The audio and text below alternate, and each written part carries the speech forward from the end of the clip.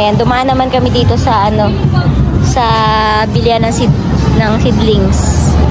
Kuha kami ng talong. Magtalong tayo, wala tayong tinda ng talong. Talong ba tayo ulit? Talongan ulit.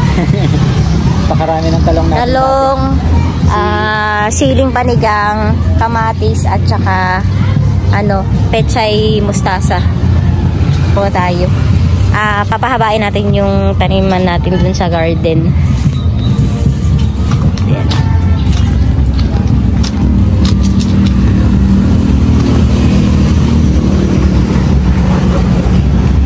Sili panigang to, no?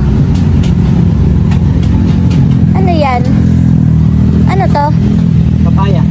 Ay, pala papaya, oh. Papaya. Daming papaya. Ito, may laki-laki na. Dami na tayong papaya sa bahay. Ano yan? Patula. Patula? Oo, patula. Kuha tayo patula. Ano to? Ampalaya. Oo. Okra.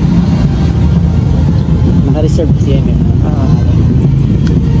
Oh, ito, patula. Ayan. Tapos, yung binili namin na pangbakod. Bumili kasi kami ng pangbakod. Ilalagay yun sa farm. Pangbakod para maharangan natin. Mukhang fiesta dito sa ano. Ayan, fiesta dito. Lipin natin sila.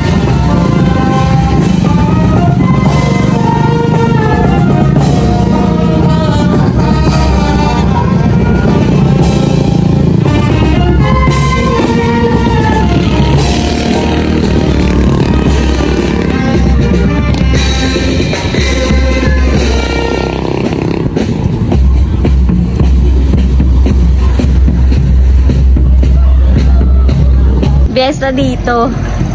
Gumati lang kami, tapos makakainin na daw nila kami.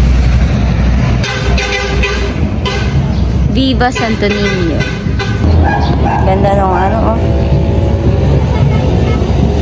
Ng talong.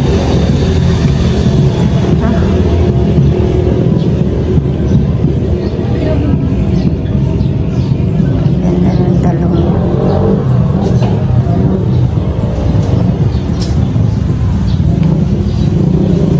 Sa dito.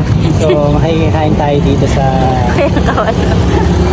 probinsya. Ganun daw sila. Bumili ka na nasi. Tayo inaya at ano, makikipista. Hala. Bumili lang tayo ng seedlings eh. Aba. Dito tayo. Basta dito sa barangay Mapalad. Mapalad ko ba? Mapalad. Sa kabila. Ayan, dito kami palagi bumibili ng ano na seedling. Tapos, ayan, pyesa sa kanila. So, Aga. Aga seedling. Makikain na din tayo. Ayan, nandito na tayo sa farm. At ayan, baba natin yung ano. 2 peraso lang naman itong binili natin. Sakto pang gate dito sa pinakaharapan.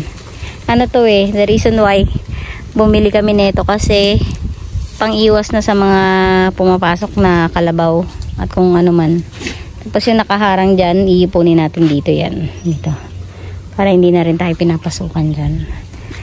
Ano lang, protection lang kasi syempre may mga tanim tayo dito sa loob eh. Ang hirap naman kung bigla na lang pumasok dyan, lalo kung gabi. Naku, sandamakmak yung masisira ng kalabaw dyan eh. Ang laki-laking hayop pa naman nun. Yan. Kaya kala si daddy. Tapos mamayang hapon ano siya, saka natin kakabit pag hindi na mainit. Uwi muna. Tapos magluto ng tanghalian. Tapos hapon babalik kami dito para magpatubig. Tapos, ayan. Ito na, naku, yung ano natin. Ayun pala, bababayan. Bababa ko pala to, wait lang. Pumili rin ng 4 na kawayan. Yan. Ano na yan, nakahati na yan.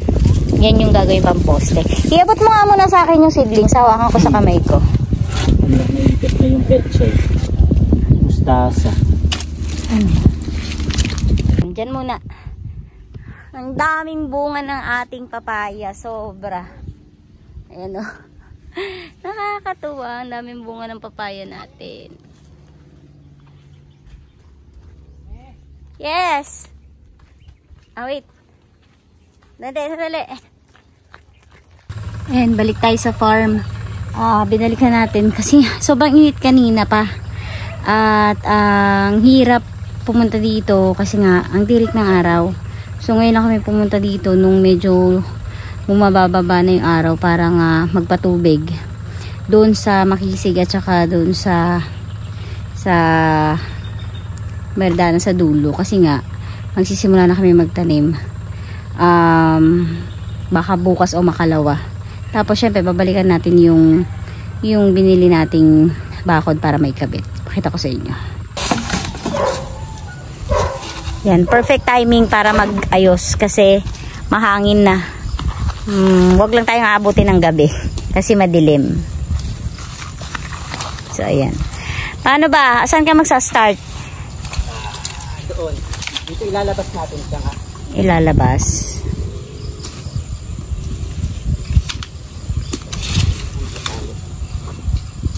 Nakatali pa sa kabilang side.